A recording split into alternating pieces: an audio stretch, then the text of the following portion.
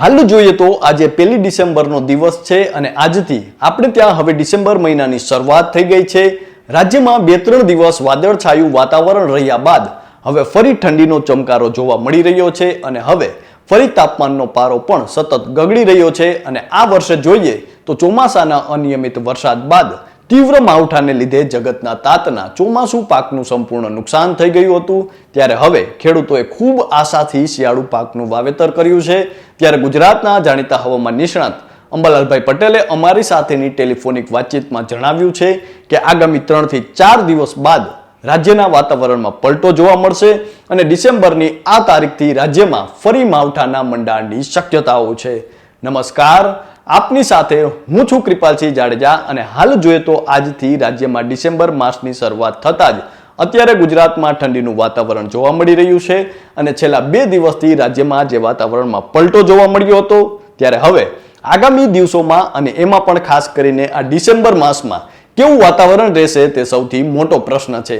ત્યારે હવામાન વિભાગે આજે દિતવા વાવાઝોડાને લઈ અપડેટ જાહેર કર્યું છે તે અને હવે આગામી દિવસોમાં રાજ્યમાં કેવું વાતાવરણ રહેશે તેને લઈને શું આગાહી આપી છે તે જાણીએ। સાથે જ હવામાન નિષ્ણાંત અંબાલાલભાઈ પટેલે ડિસેમ્બર માસમાં માવઠાની શક્યતાઓને લઈને શું જણાવ્યું છે તેના વિશે વિગતે વાત કરીએ ગુજરાતી પર। શિયાળાની સત્તાવાર શરૂઆત બાદ ગુજરાતમાં સારી એવી ઠંડીનો અહેસાસ થઈ રહ્યો છે।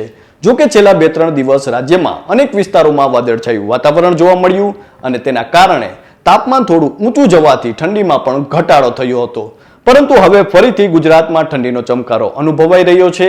શિયાળાની સારી શરૂઆત બાદ ખેડૂતોએ જીરું, ચણા, ઘઉં જેવા શિયાળુ પાકોનું વાવેતર પણ કરી દીધું છે અને આ વર્ષે જોઈએ તો અનિશ્ચિત ચોમાસાની મોડી વિદાય અને એક બાદ એક આવતી વરસાદી સિસ્ટમની અસરના કારણે પડેલા માવઠાના લીધે જગતના તાતને ચોમાસુ પાકનું સંપૂર્ણ નાશ થઈ ગયો હતો। ત્યારે હવે ખેડૂતોને શિયાળુ પાક સારા થાય તેવી આશા છે અને સાથે ડર પણ છે। જી હા, માવઠાનો, કારણ કે બંગાળની ખાડી પણ હજુ સક્રિય છે અને હાલમાં જ દિતવા નામનું જે વાવાઝોડું છે તે ભારતમાં આવ્યું છે અને ભારતીય હવામાન વિભાગે અનેક રાજ્યોમાં આ વાવાઝોડાની અસરને લઈને આગાહી જાહેર કરી છે। એટલું જ નહીં, ગુજરાતના જાણીતા હવામાન નિષ્ણાંત અંબાલાલભાઈ પટેલે અમારી સાથેની ટેલિફોનિક વાતચીતમાં જણાવ્યું છે કે ડિસેમ્બરમાં ફરી માવઠાના એંધાણ છે। તો સૌપ્રથમ તો હવામાન વિભાગના જણાવ્યા અનુસાર રાજ્યમાં આગામી દિવસોમાં કેવું વાતાવરણ રહેશે તેને લઈને જો વાત કરીએ તો હવામાન વિભાગે આપેલી માહિતી પ્રમાણે ગુજરાતમાં હાલ ઉત્તર પૂર્વથી પૂર્વના પવનો ફૂંકાઈ રહ્યા છે।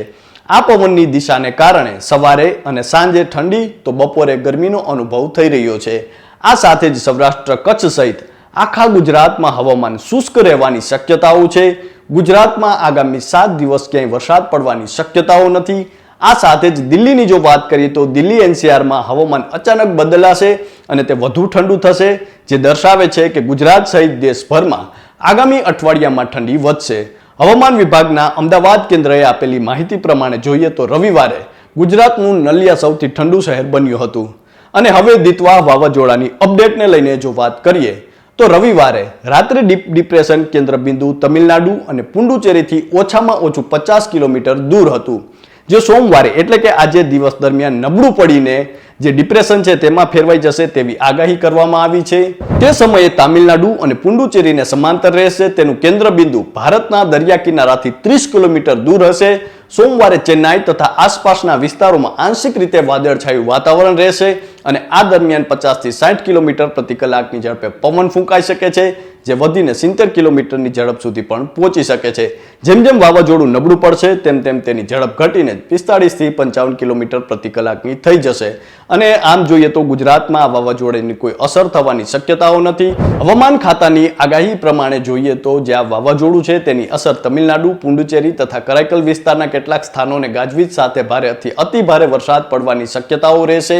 તો આ તો હતી હવામાન વિભાગની જે દિતવા વાવાઝોડું છે તેને લઈને આગાહી। હવે ગુજરાતના જાણીતા હવામાન નિષ્ણાંત અંબાલાલભાઈ પટેલની આગાહીની જો વાત કરીએ તો ડિસેમ્બર મહિનામાં માવઠાની શક્યતાઓને લઈને તેમણે શું કહ્યું છે તેના વિશે જોઈએ તો અમારી સાથેની ટેલિફોનિક વાતચીતમાં અંબાલાલ કાકાએ જણાવ્યું છે કે 3 ડિસેમ્બરથી રાજ્યના અનેક વિસ્તારોમાં તીવ્ર ઠંડી પડવાની શક્યતાઓ રહેશે અને 5મી ને 6 ડિસેમ્બરથી રાજ્યના વાતાવરણમાં અચાનક પલટો આવશે અને 10મી ડિસેમ્બરથી વાતાવરણમાં વધારે પલટો આવવાની શક્યતાઓ રહેશે। દેશના ઉત્તર પર્વતીય પ્રદેશોમાં 10 ડિસેમ્બર બાદ કંઈક મધ્યમ પ્રકારનો પશ્ચિમી વિક્ષોભ આવી શકે છે અને ત્યારબાદ 20 તારીખ આસપાસ મજબૂત પશ્ચિમી વિક્ષોભ આવવાની શક્યતાઓ રહેશે. જેમ જેમ સૂર્ય દક્ષિણાવર્તી થતો જશે તેમ તેમ લગભગ પશ્ચિમી વિક્ષોભ નીચે આવતા જશે. એટલે ડિસેમ્બર માસના પ્રથમ સપ્તાહમાં જ હવામાનમાં પલટા બાદ તારીખ 10 ડિસેમ્બરથી લઈને 16-17 ડિસેમ્બર સુધીમાં ક્યાંક માવઠું થવાની સંભાવનાઓ છે. પણ ઉલ્લેખનીય છે કે બીજો મધ્યમ પશ્ચિમી વિક્ષોભ આવે તો ડિસેમ્બર માસના અંત સુધીમાં માવઠું થઈ શકે છે અને આ માવઠાની અસર ખાસ કરીને રાજ્યના ઘણા ભાગોની અંદર થવાની શક્યતાઓ રહેશે. કારણ કે 15 ડિસેમ્બર બાદ બંગાળના ઉપસાગરમાં પણ હલચલ જોવા મળશે, જે હલચલના કારણે ત્યાંના પવનો આવી શકે છે અને અરબ સાગર પણ જો સક્રિય થાય તો તેનો ભેજ પણ આવી શકે છે, જેના કારણે ડિસેમ્બર મહિનામાં માવઠું થવાની શક્યતાઓ રહેશે. અને ઠંડીને લઈને અંબાલાલ કાકાએ જણાવ્યું છે કે આ વર્ષે લાનીનો સક્રિય થવાથી સારી એવી ઠંડી પડવાની શક્યતા છે. 22 ડિસેમ્બર બાદ રાજ્યમાં તીવ્ર ઠંડી પડી શકે છે અને 27 ડિસેમ્બર બાદ ઠંડીને વધુ વેગ મળશે, જો કે સાથે જ ભેજ આવે તેવી પણ શક્યતાઓ છે. અને આ વર્ષે એકંદરે સારી એવી ઠંડી પડવાથી શિયાળુ પાક સારા થાય તેવી સંભાવનાઓ રહેલી છે. તો આ તો હતી હવામાન વિભાગની આગાહી, હવામાન નિષ્ણાંત અંબાલાલભાઈ પટેલની આગાહી. અને તેમની આગાહી મુજબ જોઈએ તો આગામી સમયમાં આવે છે રાજ્યમાં હાલ તો થોડા દિવસ છે તે ઠંડીનું વાતાવરણ જોવા મળશે. અંબાલાલ કાકાની આગાહી પ્રમાણે જોઈએ તો ત્યારબાદ રાજ્યના વાતાવરણમાં પલટો આવી શકે છે અને 10 ડિસેમ્બરથી લઈને 16-17 ડિસેમ્બર દરમિયાન પલટો વધુ આવી શકે છે. ક્યાંક માવઠાની શક્યતાઓ રહેલી છે અને જો પશ્ચિમી વિક્ષોભ છે તે વધારે આવે તો તેના કારણે રાજ્યમાં છે ડિસેમ્બર માસમાં માવઠું પડવાની શક્યતાઓ રહેશે અને તે કેટલા વિસ્તારોમાં પડવાની શક્યતાઓ રહેલી છે. તો અત્યારે બસ આટલું જ. ફરી મળતા રહીશું વાત ગુજરાતી પર.